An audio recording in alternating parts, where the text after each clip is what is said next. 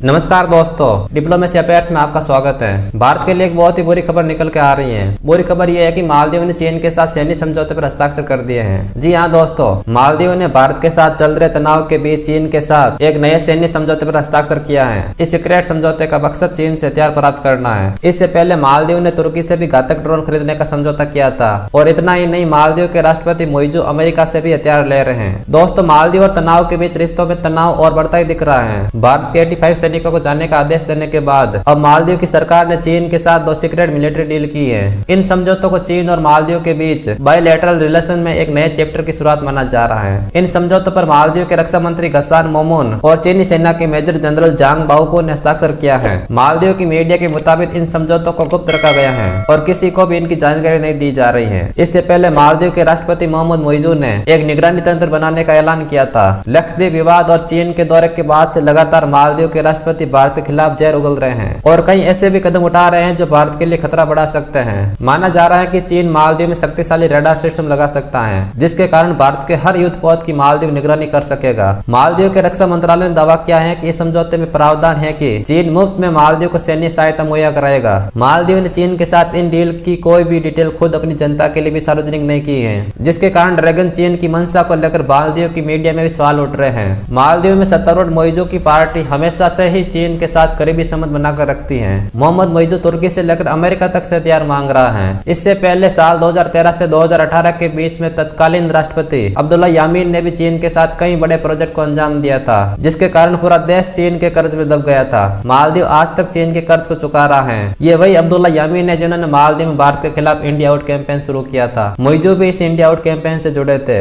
मोइजू ने जब से राष्ट्रपति का पद संभाला है, भारत और मालदीव के संबंध पाताल में चले गए हैं। मोइजू लगातार चीन के साथ रिश्ते बढ़ा रहा है। मोइजू ने सतना में आते ही भारतीय सैनिकों को जाने के लिए कहा था। इसके लिए उन्होंने 10 मई की डेट भी तय की है। यही नहीं, मोइजू अब कंगाली के बीच मालदीव की सैन्य क्षमता को बढ़ाने पर जोर दे रहा है। मालदीव के राष्ट्रपति ने पाकिस्तान के दोस्त तुर्की के साथ वायर कटार हमलावर ड्रोन का समझौता किया है। ये वही ड्रोन है जिन्होंने यूक्रेन में रूसी सेना पर काफी तबाही मचाई है। मोइजू सत्ता संभालने के बाद सबसे पहले तुर्की ही गए थे। यही नहीं, मोइजू अमेरिका से भी पैसा मांग रहा है ताकि मालदीव की नौसेना के लिए हथियार खरीदे जा सके और उसे और मजबूत किया जा सके। मोइजू के इन फैसलों से साफ है कि आने वाले समय में सीमा पर भारत और मालदीव के बीच तनाव बढ़ सकता है। चीन के इस खतरे को देखते हुए भारत ने INS Jatayu naval base Minicoy द्वीप पर बनाया है, जो मालदीव से मात्र कुछ ही दूरी पर है। दोस्तों, INS जटायु नेवल बेस के बारे में आपकी क्या राय है?